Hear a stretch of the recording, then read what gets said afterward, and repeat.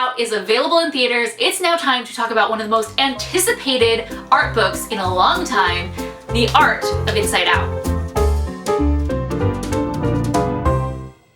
Hey guys, it's Morgan Stradling with the Rotoscopers, and I'm here with another art book review. This time, it's The Art of Inside Out.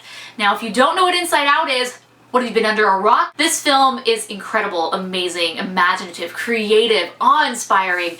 It is so great, and it's no wonder. We did a poll on our website asking people what was their #1 Pixar film, and already Inside Out is taking over as people's #1 Pixar film of all time. What? Yeah, it's that good. But I'm not here to talk about the film. I'm here to talk about the art book for the film. Now, The Art of Inside Out, people have been waiting for this a long time. As much as people anticipate the film, art book fans anticipate the art book that comes along with it. And to be honest, this is very different than what we are used to with your typical art book releases. Most art book releases are also kind of a making of at the same time. They have a writer and they have interviews with different people, and there's text that accompanies basically every single page. This, however, does not. There is little to no text in this book. There's a foreword and an introduction, then there's acknowledgments at the end, and then really, other than saying who the artist was for the picture, there is very little text. Pete Docter does have little blurbs to explain some photos, but not all.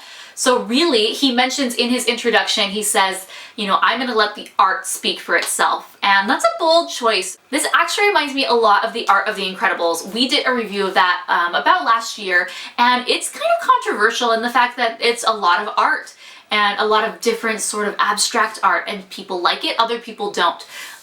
And this is the same way. Since the subject matter is the mind, there's a lot of concepts that are hard to imagine and to put on film, such as abstract thought, the subconscious, how do you depict long-term memory, all those things they explore in this book. And I really like it. For those who are always saying, oh, I wish there was more art, I wish there was more, you're getting more because they cut out all the writing and it is all art all the time.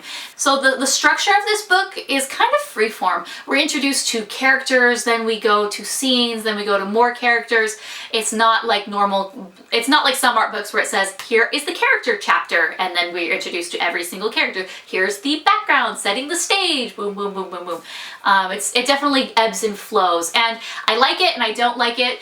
It's interesting because for some characters we don't see a lot of exploratory sketches and designs.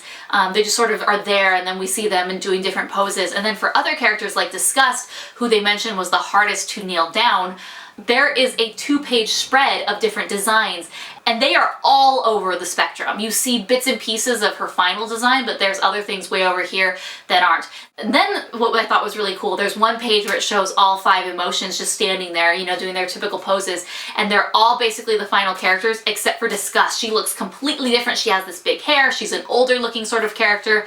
I just think it's so interesting that her character and her design was not nailed down until far after the other characters. There are a lot of great artists in here like Ronnie Del Carmen and Ralph Eggleston that, it's just interesting to see new names or names that you might recognize from other art books and other Pixar films. But I definitely loved Ralph Eggleston's work. I think his kind of epitomizes what Inside Out has developed into.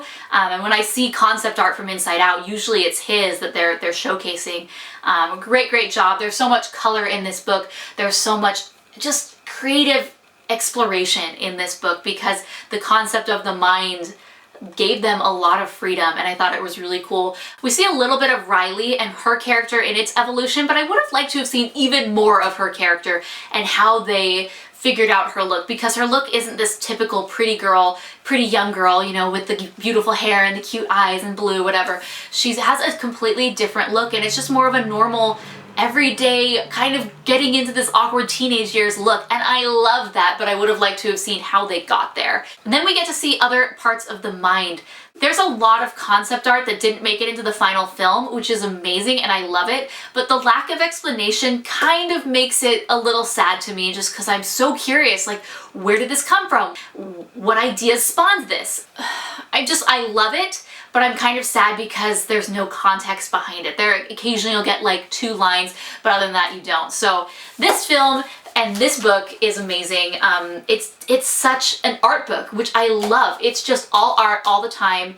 And I think Pixar fans are going to love this, and I think art fans are going to love this, but definitely go into this knowing it's not going to have the same structure that you might be used to from your typical art books. And that's okay. It's breaking the mold. It's something different, and I like it. So definitely go check it out. We have 2 links below. You can buy it on Amazon or Book Depository. By purchasing it there, it helps support us so we can do more book reviews for you. We get a little kickback, and we appreciate everybody who has been purchasing through those links. So thank you so much. I am going to give this book 4 stars. I love it. I think the art is great. However, me personally, I prefer a little bit more context and behind the scenes making of in my art books, which is fine and not everyone's cup of tea, but I would have liked to have seen a little bit more explanation to the art to help me understand it better. But the art itself, it's beautiful, it's inspiring. You're gonna love this book, so check it out.